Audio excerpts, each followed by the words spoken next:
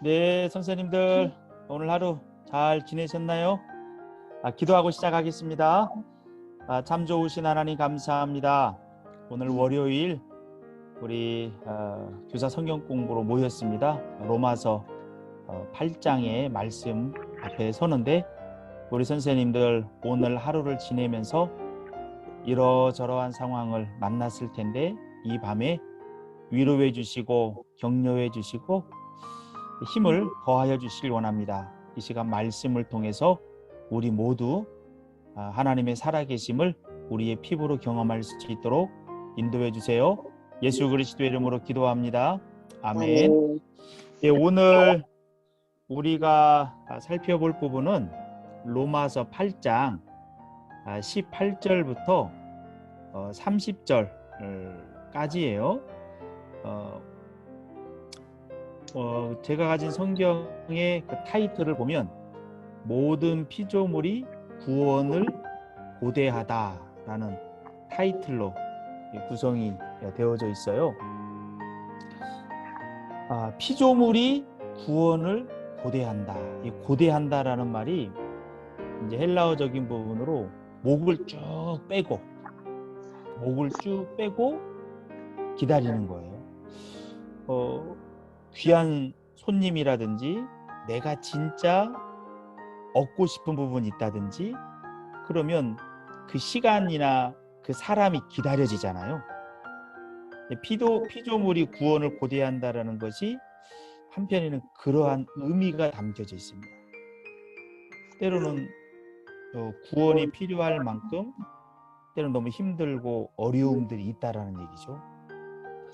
모든 피조물이 이 피조물에는 여러 동물들도 들어가고 성령이 내주하는 뭐 소리가 다 울리네요. 내가 끌까요? 네, 조윤수 선생님이 꺼야 될 것 같은데. 됐어요? 하여튼 그 피조물에는 우리 사람도 여기에 들어가는데 이 사람이 어떤 사람이냐? 우리 입장에서 보면 성령이 내주하는 사람. 8장이 성령장이잖아요. 성령이 내주하는 우리도 한편에 이 구원을 고대한다라는 거죠. 23절에 보면 그뿐 아니라 또한 우리 곧 성령의 처음 익은 열매를 받은 우리까지도 속으로 탄식하여 양자될 것 곧 우리 몸의 속량을 기다리느니라. 성령이 내주하는 우리는 지금 죽어도 하나님 품에 안길 수 있죠. 또한 하나님의 나라를 살아가지요. 영혼의 구원은 이루어졌으니까. 그러나 우리의 몸은 아직 여전히 땅에 발을 딛고 산단 말이에요. 발을 딛고 살다 보면 죄악이 여전히 기승을 하고 있기 때문에 고난도 겪는다라는 거죠. 이 부분들을 오늘 말씀을 통해서 알려주는 겁니다. 그 고난의 의미가 무엇인지, 이 고난이 왜 오는지, 또 어떻게 극복할 수 있는지를 알려주는 부분이죠. 그러면서 우리 이제 그 18절에 보면 생각하건대 현재의 고난은 장차 우리에게 나타날 영광과 비교할 수 없다. 성경에서는 우리에게 고난이 있음을 선명하게 언급을 해요. 이 고난이 그럼 어떻게 극복돼야 되느냐? 없어진다는 얘기는 안 해요. 어떻게 이 고난을 이겨나가게 하느냐? 앞으로 우리에게 영광이 다가온다라는 거죠. 그 영광을 보면서 현재의 고난을 이겨나가라는 겁니다. 우리가 지난 시간에 이제 전쟁 비유를 했잖아요. 1944년에 노르망디 상륙작전에서 성공을 했어요. 독일의 베를린의 깃발을 꽂기까지 1년 정도 산발적인 전투가 치러지거든요. 이미 전쟁의 승기는 잡혔어요. 연합군 쪽으로 왔어요. 그러나 1년 동안은 산발적인 전투는 남아있다고요. 이 전투에서는 때로는 뭐 이기고 질 수 있어요. 그러나 전쟁 자체를 바꾸지는 못해요. 그렇기 때문에 우리가 이 땅의 최종적인 영광의 단계로 들어갈 때까지 겪는 여러 가지 부분들은 굳이 피하려고 하지 말고 최종적인 승리는 이미 예약이 되어져 있다. 그러니 그 영광을 바라보면서 현재 겪는 고난에 대해서 까짓것 그 정도쯤이야. 그런 마음으로 넘어서라는 겁니다. 없애주지는 않겠다라는 거예요. 왜 없애주지 않을까요? 결론적으로 이야기하면 그 고난을 통해서 하나님은 우리를 최고의 상속자로 만들어 간다는 거예요. 우리가 아담의 범죄 아래 여전히 한편에는 몸은 담겨져 있잖아요. 그러다 보니까 이 고난이라는 부분을 통해서 이게 만들어져 가는 거예요.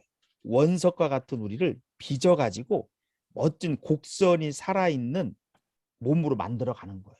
이것은 고난이 아니면 안 되는 문제예요. 그렇잖아요? 우리 삶을 보세요. 고난을 잘 겪어난 사람을 보면 인품이 묻어나요. 다듬어졌다는 게 묻어난단 말입니다. 원석처럼 들쭉날쭉하지 않아요. 다듬어진 부분이 있거든요. 이것은 고난을 잘 통과할 때 만들어질 수밖에 없는 거예요. 그러니 그 영광을 바라보면서 이 고난 잘 이겨나가야 된다. 라는 부분을 우리 가운데 이야기를 이제 해 주고 있어요. 먼저 피조물의 고난을 한번 살펴봅시다. 이 피조물은 우리 인간이 아닌 다른 피조물들을 염두에 두는 거죠. 몇몇 동물들의 이미지를 가져왔어요. 그러니까 이 개 같아요. 개. 또 복날인가. 초복, 중복, 말복 있잖아요. 우리나라 사람들은 개를 보신탕으로 많이 먹곤 하잖아요. 요즘은 이제 조금 이제 인식이 좀 달라지긴 했는데, 그러니까 X발 이것은 인터넷에 나와 있는 게 그대로 가져온 거예요. 근데 원래는 거기는 C라는 말이 들어가 있는데 그냥 X 처리했습니다. 못 살겠네, 불안해서. 언제 잡힐지 모르는 거예요. 그러니까 맥주병이 있고 맥주가 옆에 있고 우스운 그림이긴 하지만 한편에 여기에 오늘 로마서에서 이야기하는 피조물의 탄식이라는 부분이 들어가 있습니다. 참고적으로 하나님께서 우리 가운데 처음부터 육식을 허용하지는 않았어요. 그렇죠? 그러니까 에덴 동산에서 동물과 사람이 평화가 있었던 겁니다. 그런데 언제부턴가 하나님이 우리 가운데 공식적으로 육식을 허용했어요. 그게 언제입니까? 정답은 창세기 9장. 노아 홍수 이후에 그때 우리 가운데 육식이 허용이 되어지죠.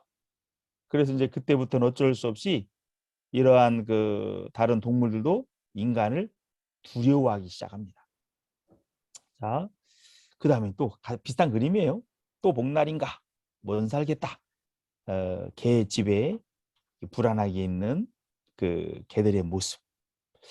근데 우리나라에서 보면 혹시 선생님들 개를 잡는 집에 가본 적 있나요? 저도 옛날에 어렸을 때 시골에서 보면 이 복날 같은 때 개고기를 마련하기 위해서 개를 어떻게 하냐면요. 살아있는 상태에서 나무 같은 데다가 매답니다. 매단 다음에 몽둥이로 그렇게 두들겨 패더라고요. 왜 그러냐? 두들겨 패면 피가 아마 여러 군데로 이렇게 들어가는 것 같아요. 그러면서 고기의 질이 좋아진답니다. 맛이 달라진대요. 그런데 인간의 그러한 탐욕 때문에 개는요 비참하게 죽는 거예요. 비록 창세기 9장에서 사람에게 육식을 허용했지만 성경에서는 그런 그 동물들을 잡을 때도 최소한의 고통만 느끼게 하라는 겁니다. 조용 선생님 이거 좀 잠가 주셔야 되겠는데 울리는데. 네, 짠 거 써요. 잠깐만. 그러니까 고통은 최소화시키는 거예요. 그게 하나님이 육식을 허용한 사람에게 주는 부분이거든요. 그런데 인간의 탐욕 때문에 이 개를 훔신 두들겨 패는 거예요. 괜찮아요. 모든 것이 고통인 거죠. 또 한편에 이 곰을 싫어요. 곰. 곰슬개가 또 그렇게 좋다네요. 곰슬개가 웅담이라고 하잖아요. 웅담 채취를 위해서 때로는 살아있는 상태에서 절개를 하기도 한대요. 어떤 사람은 뭐도 빨아먹는다고도 얘기하잖아요. 아, 인간들이 잔인해요. 자신들의 정욕을 위해서는 그 짐승을 함부로 대요. 또 우리 원숭이 모양을 가져왔어요. 원숭이의 골이 사람에게도 그렇게 좋다는 얘기가 있나 봐요. 예전에 저도 이제 인디애나 존스인가 그 영화에서 보니까 원숭이를 살아있는 상태에서요. 머리 쪽에 이걸 그냥 칼로 이게 절개를 하는 거예요. 그대로 드러내는 겁니다. 그리고 거기서 숟가락 같은 걸로 골을 떠먹어요. 그때 원숭이가 슬픈 눈으로 자기의 골을 떠먹는 그 인간을 이렇게 바라보는 거. 그게 굉장히 인상적이었거든요. 근데 그 원숭이한테는 굉장한 고통이죠. 왜요? 인간의 타락한 본성, 자기들의 정욕을 위해서 고통을 준단 말이죠. 이것도 한편에는 피조물의 탄식이라고 말할 수 있는 거죠. 또 뿐만 이겠습니까? 예전에 보면 그 소나 돼지 같은 걸 그 무게를 늘리기 위해서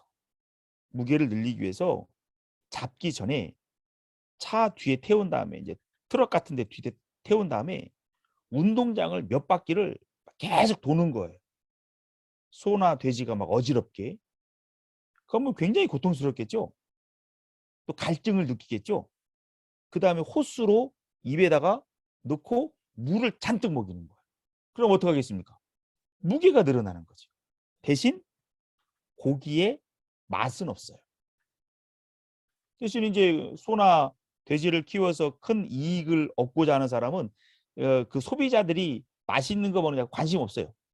이것도 탐욕이죠. 자기들의 탐욕을 위해서 짐승을 그렇게 고통스럽게 하고 최후를 맞이하게 하는 겁니다. 이 부분들 때문에도 말 못하는 그 짐승들도 탄식을 하는 거죠. 지금 보이는 화면은 이제 그 곰이에요. 곰, 북극곰이겠죠. 지구온난화로 빼앗긴 우리 집을 지켜주세요 하고 눈물을 이렇게 흘리는 부분입니다. 지금 지구 전체가 뜨거워지고 있죠. 여러 동물들에게도 지금 고통이 찾아와요. 사람들에게도 마찬가지죠. 살 수 있는 땅이 물에 잠기는 부분이 많습니다. 우리나라도 그런 부분들이 서서히 나타나고 있어요. 영국 같은 경우도 지금 땅이 많이 사라지고 있습니다. 그러니까 빙하가 막 녹아내리는 거죠. 지구온난화 인간의 탐욕과 연결되어 있는 거예요. 산업발전이 오게 되면 어쩔 수 없이 나타나는 거죠. 이산화탄소가 증가되니까. 근데 요즘요 새로운 문제가 나옵니다. 원래 그 우리가 욥기를 통해서 보면 아마 노아 홍수를 전후해서 이제 빙하기 감라든가 이제 이 부분들이 반복이 되는 부분이 있거든요. 그러면 남극과 북극을 하나님이 물을 딱 끌어당겨 가지고 얼음의 상태로 가두는 부분이 있어요. 근데 지구 온난화 때문에 여기가 지금 녹아내리고 있죠. 서서히 풀어지는 거예요. 딱 묶일 때 때로는 그 추위 속에 동물들이 갇힌 부분이 있었거든요. 죽은 사체로. 근데 빙하가 녹으면서 그 사체들이 이제 풀어지는 거죠. 그럼 거기에 굉장한 세균들이 있을 거 아니에요. 그 세균들이 움직인다라는 겁니다. 그것이 인류에게 있어서 새로운 바이러스를 만들어낸다라는 겁니다. 그래서 지금 코로나19가 나왔는데 앞으로 더한 것이 올 수 있다라는 거예요. 그 균들이 어떻게 반응할지 몰라. 인간이 적어도 몇천 년 동안은 겪어보지 못했던 상황인 거예요. 상당히 이 부분도 우리에게 위협이 될 수가 있어요. 결국 이 모든 것은 결국은 인간의 탐욕과 연결이 되어져 있는 거죠. 그러면서 피조물도 고통 가운데서 신음하고 있다. 그러면서 그 피조물들이 고대하는 게 뭡니까? 이 고대한다라는 말이 목을 쭉 빼고 아까 얘기했던 대로 언제 오나 언제 오나. 우리 이제 그 시골에 보면 이제 할아버지, 할머니, 부모님들이 이제 외지에 나가 있던 자녀들이 명절날 집에 휴가 때 온다고 그러면 그 몇 시간 후면 올 텐데 어디쯤 오고 있냐? 얼마 도착하냐? 내가 밥을 준비해 놨다. 집에 와서 먹어라. 그것도 부족해서 동구 밖에까지 딱 나와서 기다리는 이 부모님들, 할머니들의 모습이 있잖아요. 이 고대한다는 게 그런 의미. 너무 힘들다. 너무 고통스럽다. 그러면서 누구를 고대하냐? 하나님의 아들들이라는 표현이 나옵니다. 왜 아들들 복수를 표현했을까요? 하나님의 아들 하면 예수님으로 고정이 될 텐데 이 하나님의 아들들이라고 하는 부분은 그 예수님을 맏형으로 하는 성령이 내주하는 그의 백성들이죠. 그의 백성들이 이 땅을 살다가 자기 수완이 다 되면 천국으로 들어가잖아요. 영혼과 육체가 잠시 동안 분리되잖아요. 그들이 빨리 우리 가운데 왔으면 좋겠다는 얘기예요. 이 얘기는요. 예수님의 재림이 빨리 왔으면 좋겠다. 그렇게 되면 하나님의 아들들도 같이 내려오잖아요. 그러면서 잠시 동안 육체와 분리됐던 영혼들이 다시 만나서 최종적인 단계로 들어가잖아요. 그러니까 그때를 기다리는 거예요. 예수님 빨리 왔으면 좋겠습니다. 완전히 변화된, 영화된 하나님의 아들들이 빨리 와서 이 땅을 제대로 움직여 가는 부분들을 통해서 우리를 이 고통에서 벗어나게 해주십시오. 그걸 고대한다라는 겁니다.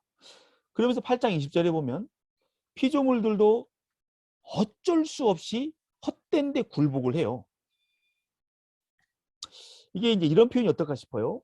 옛날 그 시골 같은 데 보면 그 마을 앞에 수백 년 된 나무들이 있어요. 큰 나무들 있죠. 큰 나무들이 보면 가운데가 뻥 뚫린 게 많아요. 지난번에만 전주 가보니까 한옥마을에 수백 년 된 은행나무가 있더라고요. 근데 뻥 뚫린 것 같아. 거기를 보니까 시멘트로 채워놨더라고요. 근데 왜 그런 나무들이 가운데가 뻥 뚫렸을까? 이 우스갯소리가 그런 큰 나무는 뭔가 좀 신성하다고 보는 거죠. 사람들이 그 앞에 가서 고사도 지내고 비나이다 비나이다 이 마을에 평안을 주십시오. 우리에게 뭐 아들을 점지해 주십시오. 뭐 이런 소원들을 나무한테 가서 비는 거예요. 아니 그럼 그 나무 입장에서부터 그럴 거 아니에요. 아니 하나님한테 빌어야지 왜 나한테 와서 이러느냐고. 당신들이 나를 잘 관리해야 될 사람들이 왜 나한테 와서 당신들보다 못한 어찌 보면 존재인 나한테 와서 왜 비느냐. 아유 속 터진다. 그래가 속이 뻥 뚫렸다라고 하는 우스갯소리가 있어요. 그러니까 피조물들도 자기들이 서 있어야 될 자리에 서 있지 못하고 엉뚱한 데가 서 있는 거예요. 이게 바로 허무한 데 굴복한다는 표현일 수 있습니다. 그들이 그렇게 하는 것이 자기들 뜻은 아니죠. 타락한 인간이 때문에 나타나는 문제예요. 아담과 하와의 범죄는 자기들로 끝나는 문제가 아닙니다. 그들의 타락으로 말미암아 원래는 아담과 하와가 왕적인 존재거든요. 사람이. 그래서 만물의 영장이라고 하잖아요. 하나님이 6일 동안 사람을 만들기 전에 미리 지어놨던 모든 것을 관리하는 게 사람의 책임이잖아요. 근데 왕적인 지위를 가지고 관리해야 될 아담과 하와가 타락함을 통해서 6일 동안 그 앞에 만들었던 모든 것도 같이 타락을 해버리는 거예요. 자기들 뜻은 아닌데. 그래서 자기 뜻이 아니다. 굴복하게 하시는 일을 말미암았다. 이제 하나님이 창조의 질서를 그렇게 만들어 놨기 때문에 어쩔 수 없이 피조물들도 자기들이 서지 못할 자리에 서게 되면서 또한 자기들도 괴로움과 고난 가운데 있다라고 하는 거예요. 그래서 그들도 빨리 하나님의 아들들이 나타나서 예수님이 와서 모든 질서를 바로 잡아줬으면 좋겠다. 이제 이러한 고백이 바로 이제 19절, 20절, 21절, 22절까지 쭉 언급된 내용입니다. 그리고 이제 23절에 가면 이런 다른 피조물들뿐만 아니라 성령이 내주하는 하나님의 백성들, 그걸 바로 성령의 처음 익은 열매를 받은 우리라고 표현한 거예요. 성령 하나님과 관계를 맺었다면 우리가 구원받은 하나님의 백성이라는 얘기잖아요. 예수님의 몸에 접붙여진 존재라는 거잖아요. 성령이 아니고서는 예수님을 나의 주 나의 하나님으로 고백할 수 없어요. 또한 하나님 아버지를 아빠 아버지로 고백할 수 없어요. 성령의 열매를 받은 사람만이 그 고백할 수 있단 말이죠. 그러한 우리도 여전히 이 땅을 살아갈 때는 아직 몸은 죄악이 아직은 관영되어져 있는 이 세상 속에서 우리는 살아가는 거예요. 우리 주변에 보면 다 예수님 믿는 사람은 있는 건 아니잖아요. 또 예수님 믿는 사람들끼리만 있는 곳이라 해도 또 서로가 서로에게 상처를 주고 아픔을 주기도 하잖아요. 아직은 연약한 부분이 있기 때문에. 그래서 최종적인 속량, 그때를 우리도 고대한다 라고 하는 것이죠. 요한계시록 12장을 살짝 실어봤어요. 오히려 그들에게 핍박당하며 도망다니며 이단자들로 낙인 찍혔던 교회. 교회도 세상 가운데 있으면서 그런 어려움들 있잖아요. 그래서 교회를 광야 교회라고 표현하기도 합니다. 우리도 최종적인 구속을 고대한다라고 하는 것. 자, 이러한 과정들을 우리가 이제 그 신앙의 여정을 쭉 겪어가요. 그때 우리 안에 내주하는 성령님이 우리 안에서 어떤 역할을 하시느냐, 이 부분을 한편에 오늘 그 말씀을 통해서 보여주는 부분이 있어요. 그래서 8장 26절에 보면 이와 같이 성령도 우리 연약함을 도우시나니 우리는 마땅히 기도할 바를 알지 못하나 오직 성령이 말할 수 없는 탄식으로 우리를 위하여 친히 간구하시느니라. 자, 우리의 멋진 신앙의 여정, 최종적인 승리로 나아갈 때까지 우리를 돕는 두 분의 중보자가 있어요. 누굽니까? 한 분은 바로 예수 그리스도. 예수님은 지금 영적으로는 우리와 함께하죠. 지금 로마서 공부할 때도 예수님이 다 지켜보고 있고 우리와 함께하고 있어요. 그러나 몸으로는 어떻게 되어 있습니까? 저 천국 그곳에, 몸으로는 그곳에 계세요. 보좌에 앉으셔서 우리를 통치하는데, 통치하는 방법 가운데 하나가 뭐냐? 우리를 위해서 기도하고 있습니다.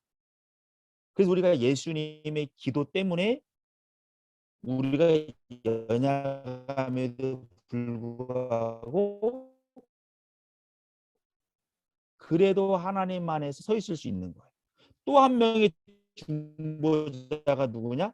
성령 하나님이라는 겁니다.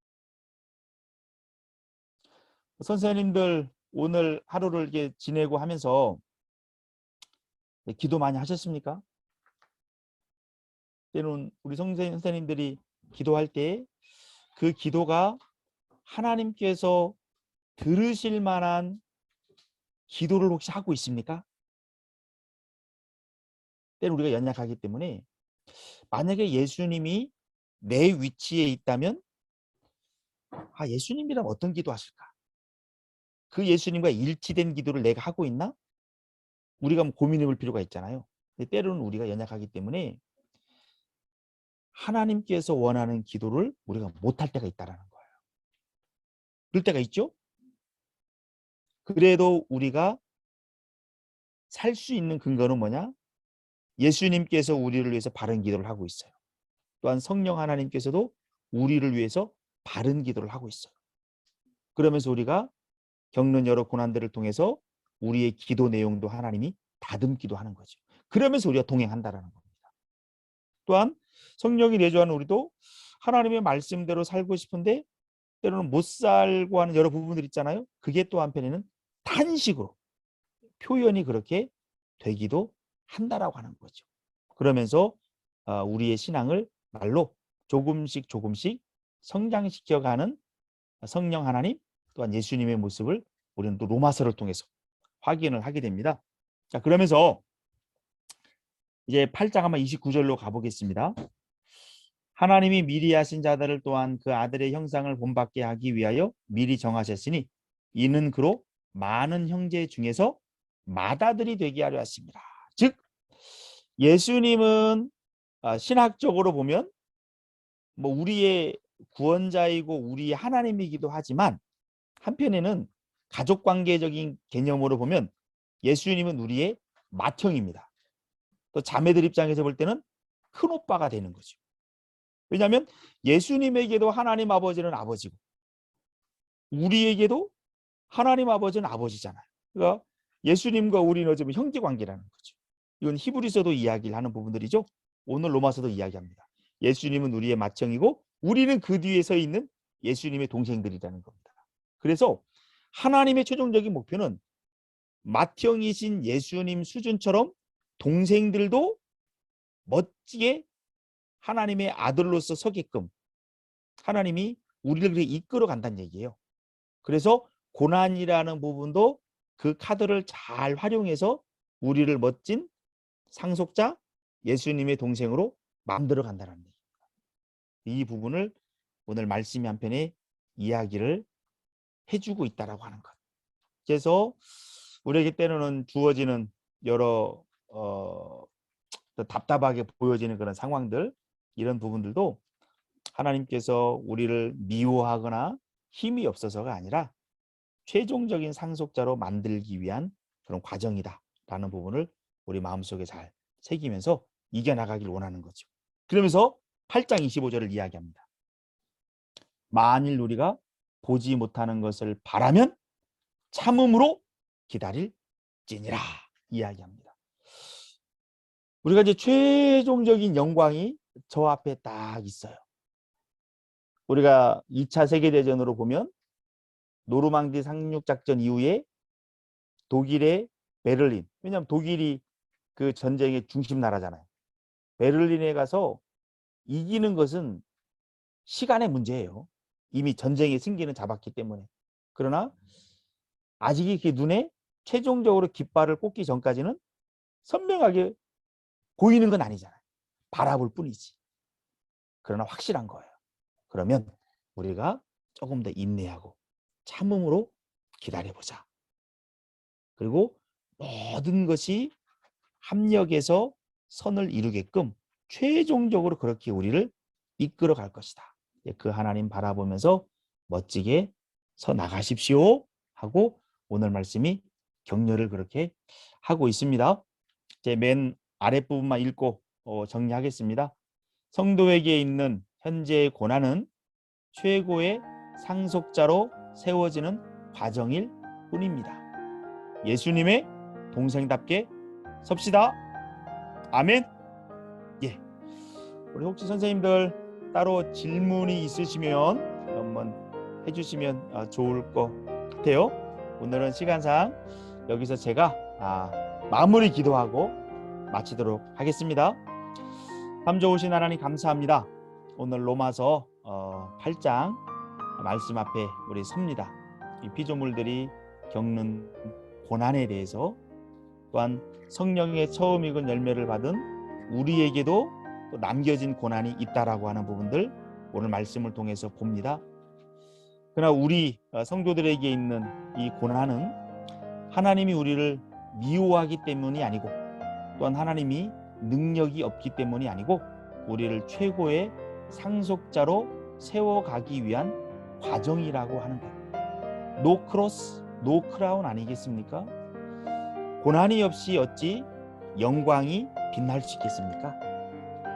그러나 이 고난의 과정들도 우리 혼자 내버려 두지 않고 성령 하나님을 보내셔서 성령 안에서 넉넉히 이기게끔 우리를 이끌고 있습니다. 그리고 우리가 신앙의 여정을 걸어가면서 겪는 여러 가지 부분들도 결국은 합력해서 선을 이루게 한다는 것. 한 번 정한 우리, 한 번 부른 우리 최종의 영화의 단계까지 끌어간다라고 하는 하나님의 약속, 오늘 로마서가 보장합니다. 이 토대 위에서 우리 선생님들 가운데 혹시 고난 가운데 있습니까? 많은 고민 가운데 있습니까? 최종적인 승리를 바라보며 늘 성령 하나님과 동행하며 나아가는 멋진 우리 선생님들 되도록 인도해 주시기를 원합니다. 또한 우리 중고등부가 그렇게 하나님 앞에 아름답게 설 수 있도록 도와주세요. 이 모든 말씀 예수 그리스도의 이름으로 기도합니다. 아멘. 감사합니다. 한 주간 잘 지내시고 우리 멋지게 잘 마무리 짓고 내년도 힘차게 소망 가운데 열어갑시다. 아멘. 좋은 밤 되세요.